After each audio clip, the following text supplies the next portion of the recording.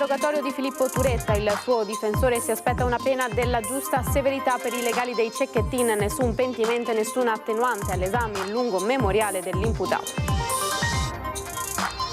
Turetta ha pronunciato parole orribili. Dopo l'interrogatorio al 23enne interviene il presidente del Veneto Zaia, spera in un processo giusto ma rapido per l'ANCI di Mario Conte, serve una svolta culturale. A Padova oggi pomeriggio oltre 5.000 persone da tutto il Veneto hanno preso parte alla manifestazione regionale contro il DDL Sicurezza, 120 tra organizzazioni e associazioni che parlano di legge liberticida. La scuola annulla il film su bullismo e omofobia a causa delle rimostranze di alcuni genitori. A Treviso scoppia il caso, occasione persa, sono temi da affrontare, provvederà il comune, commenta il sindaco. Intervengono forze speciali e negoziatore a Cervarese Santa Croce nel Padovano, dove un uomo per evitare il trattamento sanitario obbligatorio si è barricato in casa armato di coltello. Tutto pronto a Venezia per la 38esima edizione della maratona che domani porterà in città 17.500 atleti da tutto il mondo, uomini e donne, il record di sempre. Buonasera, bentrovate, edizione regionale dei nostri telegiornali. In apertura ancora l'indomani dell'interrogatorio a Filippo Turetta, il caso del femminicidio di Giulia Cecchettin. Il suo difensore, il difensore di Filippo Turetta, si aspetta una pena della giusta severità per i legali dei Cecchettin, nessun pentimento e nessuna attenuante all'esame il lungo memoriale dell'imputato. Io sottoscritto deposito le mie memorie scritte negli ultimi mesi su suggerimento dei miei avvocati, memorie scritte al fine di raccontare tutta la verità. Inizia così il memoriale di Filippo Turetta, reo confesso di aver ucciso l'ex fidanzata Giulia Cecchettin, su cui si è incentrato gran parte dell'interrogatorio di circa 6 ore davanti alla Corte d'Assise di Venezia. 80 pagine, in parte scritte a mano, consegnate presso il Tribunale mercoledì scorso, in cui il 22enne di Torreglia racconta cosa l'abbia portato a uccidere Giulia. I momenti di rabbia perché non accettava la fine della storia, la dipendenza totale nei suoi confronti. Io avevo incentrato tutta la mia vita su di lei, scrive. Quello che facevo era perché in qualche modo la riguardava. Un processo di idealizzazione che quando la relazione finisce lo porta a un crollo totale. Senza di lei si legge ancora e quando scrive lei lo fa sempre utilizzando la maiuscola, mi immaginavo una solitudine eterna che avrei dovuto vivere e temevo quella più di qualsiasi altra cosa. Avevo concentrato la mia vita su di lei. Turetta ripercorre nelle pagine gli ultimi mesi, integrando o modificando alcune parti, riprese poi in aula, con lunghe pause tra una risposta e l'altra, e in cui sono emerse alcune contraddizioni, soprattutto nella descrizione di quanto accaduto la sera dell'omicidio tra Vigonovo e Fossò e i giorni seguenti. Racconta quando inizia a maturare l'idea il 7 novembre, prima di rapire Giulia, poi di ucciderla se le cose non fossero andate come lui sperava, scrivendo una lista di cose da fare e da acquistare. Avevo pensato di rapire lei e poi successivamente, dopo qualche tempo, toglierle la vita. Turetta faticherebbe a ricordare precisamente cosa sia poi accaduto prima a Vigonovo, poi a Fossò. Non so se l'ho colpita col coltello, scrive riferendosi a quello spezzato, ma suppongo di sì. Eppure in aula il suo avvocato evidenzia come quel coltello non risulti essere stato utilizzato per colpire Giulia. Turetta però non sa spiegare il perché. Poi scrive di Fossò, sembra in preda alla furia e al panico. Poi verso la fine il pentimento. Voglio pagare e prendermi tutte le responsabilità, scrive. Ho fatto la cosa peggiore che potessi fare, non potrò mai restituirle la vita e restituirla alla sua famiglia ed è terribile. Faccio fatica a riconoscermi, mi dispiace tanto, scusatemi per tutto questo, conclude. Ora saranno i giudici a stabilire quale sarà la pena che Filippo Turetta dovrà scontare.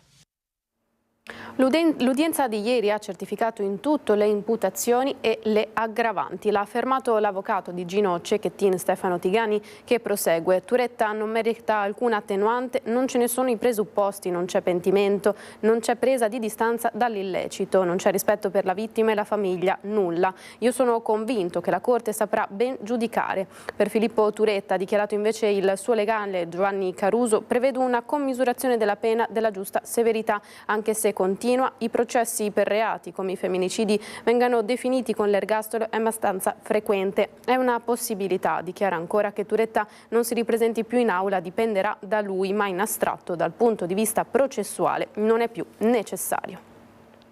Turetta ha pronunciato parole orribili. Dopo l'interrogatorio al 23enne interviene il presidente del Veneto Zaia. Spero in un processo giusto ma rapido, ha detto, mentre per l'ANCI di Mario Conte serve una svolta culturale. È inquietante quello che si è visto, che si è sentito. Il mio pensiero è andato subito a Giulia, a Elena, a Gino Cecchettin, al fratello di Giulia, e penso al dolore che abbia provato il signor Cecchettin, che era lì presente per la famiglia, a sentire tutte quelle parole orribili che sono uscite dalla bocca di Turetta. Il primo pensiero di Luca Zaia all'indomani dell'interrogatorio a Filippo Turetta va a Gino Cecchettin, a tutto quell'orrore vissuto e rivissuto in aula in Corte d'Assise a Venezia. Spero che questo processo si celebri nel rispetto, della legge, ma con una velocità che sia assolutamente unica, perché si deve chiudere velocemente questa pagina. Purtroppo non ci riporterà in vita Giulia. Una vicenda, quella di Giulia, che ha aperto un varco anche culturale, ma la strada è ancora lunga, a dirlo è la cronaca quotidiana. Dobbiamo riscontrare anche che da quel maledetto giorno che abbiamo perso Giulia Cecchettin, poi in realtà i femminicidi sono continuati in modo assolutamente costante, quindi evidentemente al di là dello shock di quei giorni non abbiamo ancora capito come si vive nel rispetto tra persone e soprattutto il rispetto di genere. Le singole iniziative possono essere utili, dice il presidente dell'Associazione dei Comuni del Veneto, ma serve un'operazione su larga scala che parta dai più giovani. Credo che qui non dipenda molto dalle singole iniziative comunali, e nemmeno da ordinanze, delibere. Qui deve scattare qualcosa nella testa delle persone e noi su quello dobbiamo agire per una cultura di rispetto. A Padova la manifestazione regionale oggi pomeriggio contro il DDL sicurezza.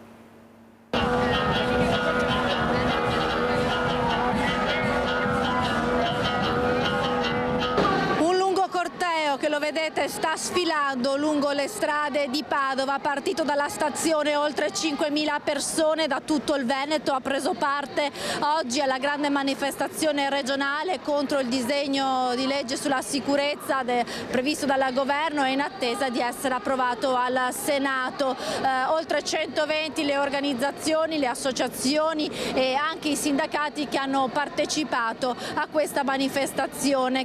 È un impianto molto repressivo che colpisce in maniera indiscriminata praticamente tutti, non solo militanti, non solo attivisti per il clima, ma sindacati, ma anche fasce più marginalizzate della popolazione. Basti pensare al reato dell'accattonaggio. Per noi è importante riuscire a costruire un fronte ampio, il più ampio possibile da questo punto di vista, perché è la legge più liberticida che la storia della Repubblica abbia conosciuto. Abbiamo bisogno di maggiori spazi di libertà e la sicurezza si dà attraverso il welfare, attraverso la certezza di poter avere una casa, attraverso un lavoro che non sia precario. Queste sono le cose che danno sicurezza, attraverso il finanziamento della sanità e della scuola pubblica.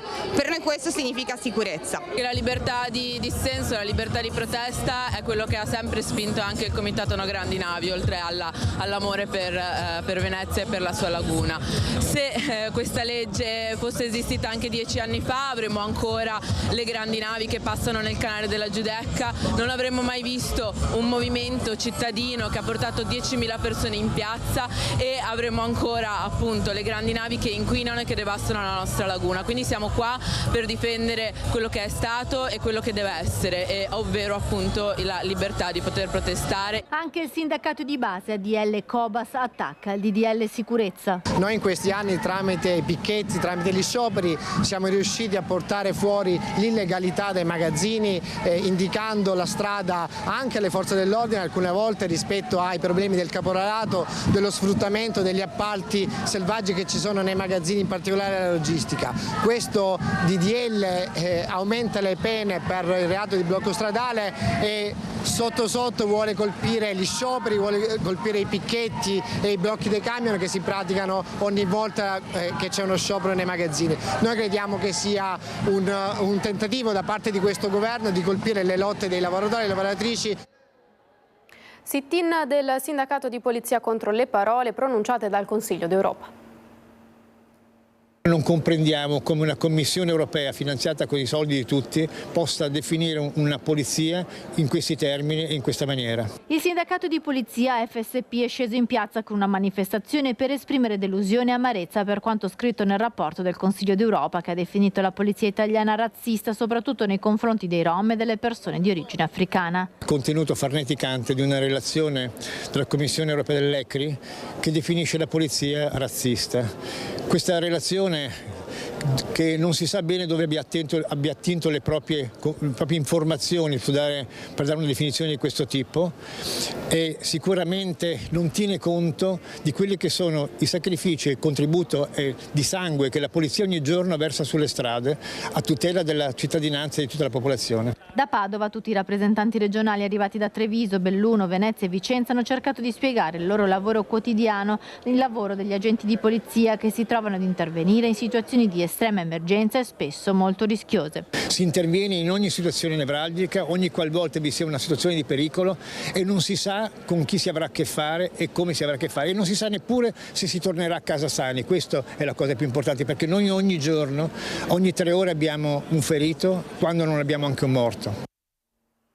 I big del centrodestra veneto a Mestre per i 2 anni del governo Meloni.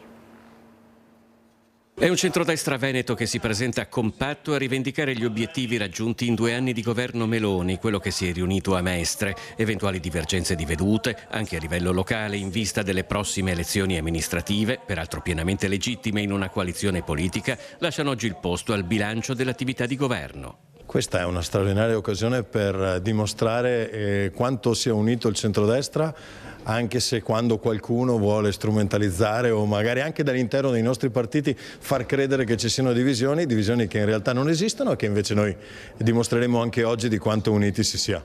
Se sulla lunga distanza l'attività del governo Meloni si misurerà anche sulle riforme di premierato, autonomia e giustizia, già per il centrodestra vive oggi di altri risultati. I dati dicono che non solo è aumentata l'occupazione, come abbiamo detto, ma che la borsa, ad esempio, è aumentata del 60%, risultando la miglior borsa d'Europa negli ultimi 2 anni, a dimostrazione che i mercati scommettono sull'Italia. Lo scorso anno abbiamo superato la Corea del Sud come 5° grande paese esportatore al mondo e quest'anno stiamo superando il Giappone. In questi 2 anni il prodotto interno lordo italiano è cresciuto e cresce ancora quest'anno più di quanto cresca con le nazioni con cui dobbiamo confrontarci, più di quanto cresca in Francia e in Germania, e cresce allargando la base occupazionale. Quasi 1 milione di nuovi posti di lavoro in 2 anni. A Mestre, in una sala gremita di parlamentari e amministratori locali, il bilancio continua. Abbiamo iniziato con la riduzione delle aliquote dell'IRPEF da 5 a 4, da 4 a 3, con il taglio anche del cuneo fiscale e contributivo, quindi i lavoratori avranno fino a 40.000 euro, circa 1.000 euro in più in busta paga. L'autonomia impone l'efficienza, impone la responsabilità e a non tutti piace. Adesso siamo arrivati con la legge Calderoli che ha aperto il varco, ormai l'argine è rotto. Come governo abbiamo depositato, come sapete, un DDL, si chiama il famoso DDL sicurezza. È passato alla Camera con importanti strumenti, ovviamente dedicati ai cittadini da un lato e dall'altro alle forze dell'ordine che devono essere protette dallo Stato. L'attacco della microcriminalità è una delle maggiori preoccupazioni dei cittadini e si risolve anche garantendo che le condanne siano effettivamente scontate. La certezza della pena. La pena non deve essere eccessiva o esemplare o addirittura crudele, deve essere equilibrata, ma una volta che viene irrogata la pena deve essere eseguita, altrimenti lo Stato perde credibilità. La scuola annulla il film su bullismo e omofobia a causa della contrarietà di alcuni genitori a Treviso. Scoppia il caso. Sarà anche mia cura cercare di riproporlo, perché sia il tema dell'omofobia che la depressione e il tema dei suicidi sono, ahimè, molto attuali nel nostro tessuto sociale, e quindi sarà mia cura trovare il modo per poter dare la possibilità a chi è interessato di approfondire questo tema. La reazione di Casugana è immediata. Se non sarà possibile attraverso la scuola, la proiezione del film Il ragazzo con i pantaloni rosa avverrà sotto il coordinamento regolamento del Comune di Treviso. Così dunque Mario Conte di fronte allo stop al lungometraggio previsto per il 4 novembre al Cinema Edera e che doveva interessare quasi 160 studenti di una scuola media cittadina. Le perplessità di alcuni genitori avrebbero spinto i docenti ad annullare la prenotazione della sala, e a confermarlo è anche Gigi Calesso, esponente di Coalizione Civica, padre di una delle studentesse che doveva partecipare all'evento. Lo stesso Calesso, come gli altri genitori, ha ricevuto una mail di cancellazione senza particolari spiegazioni. Ci sarebbe stato un ripensamento della scuola a seguito di dubbi, proteste, non si sa bene, di alcuni genitori.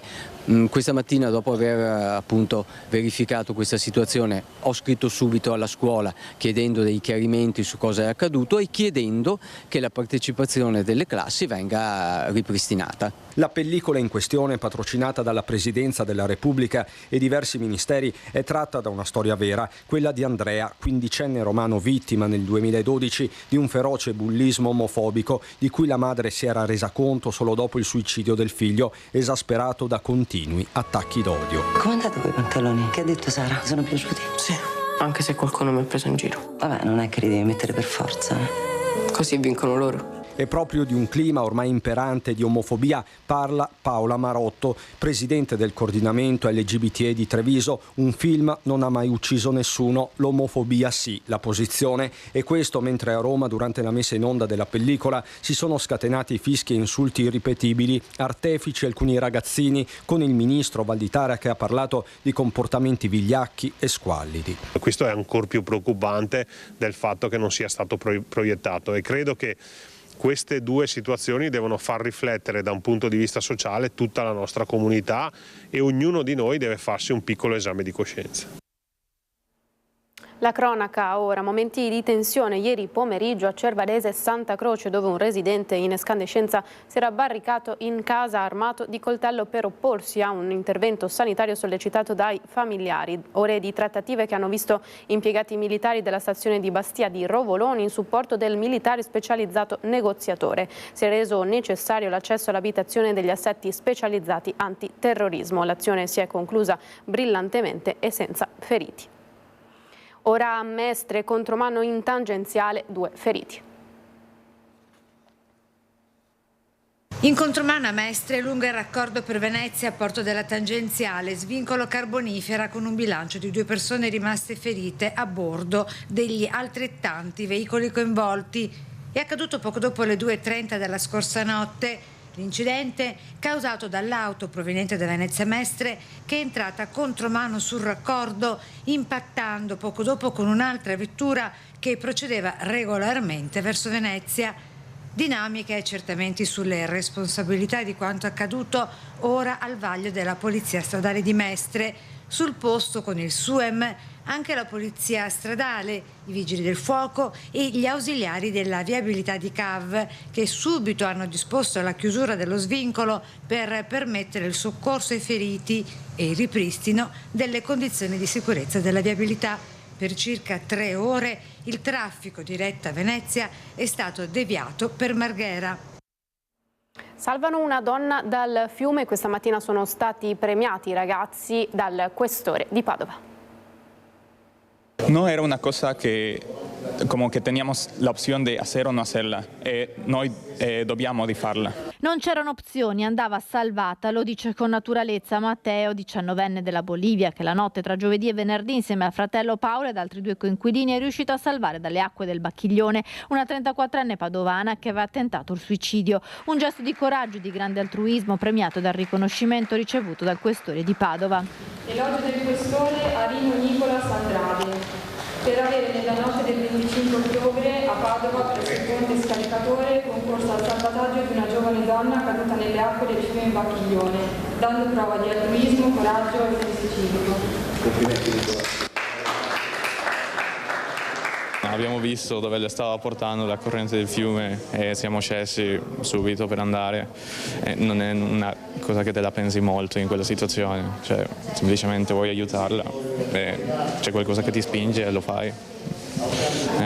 Non penso sia stata una roba che altre persone non avrebbero fatto, ma siamo state fortunati. Stavano tornando a casa quando sul ponte del Bassanello hanno visto e sentito una donna che chiedeva aiuto. Hanno cercato di raggiungerla chiedendo aiuto a loro volta ad un'auto che stava transitando su lungaggine scaricatore. A bordo alcuni coetanei che sono corsi ad aiutare. Decidiamo di scendere, di parcheggiare, andiamo a vedere, poi avevo anche una torcia, io in portatile, guardiamo in acqua, dicono si è buttata, vediamo che c'è questo corpo che annaspa. Dopo aver chiamato la polizia e la catena umana di ragazzi, 7 in tutto, boliviani, ecuadoregni, polacchi e padovani tra i 19 e i 24 anni, hanno raggiunto e afferrato la donna fino all'arrivo dei poliziotti che li hanno recuperati grazie alle sacche di lancio. Sacche di salvataggio che sono state date in dotazione a tutte le volanti della questura di Padova dopo la tragedia del 3 marzo del 2023, lo scorso anno, quando ad Anguillara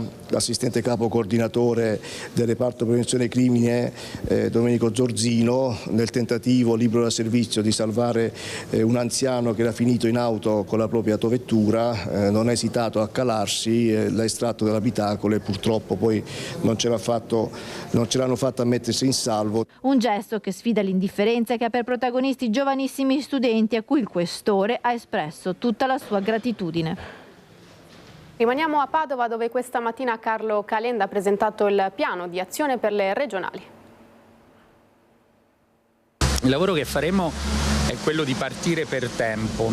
Su che cosa? Uno, sulla selezione della classe dirigente che andrà alle elezioni regionali, e la seconda cosa sui temi delle elezioni regionali. Al lavoro sul programma e sulla figura ideale per governare il Veneto nel prossimo futuro. Parte da Padova il cantiere dell'Assemblea Agenda Draghi per il Veneto, lanciato da Azione, il partito di Carlo Calenda, guarda per le regionali 2025 oltre lo schema tradizionale delle coalizioni, come ha spiegato il segretario nazionale. Non facciamo parte del campo largo, quindi per noi la questione che è preminente è la qualità del candidato, anzi la qualità della squadra e gli argomenti che vengono portati.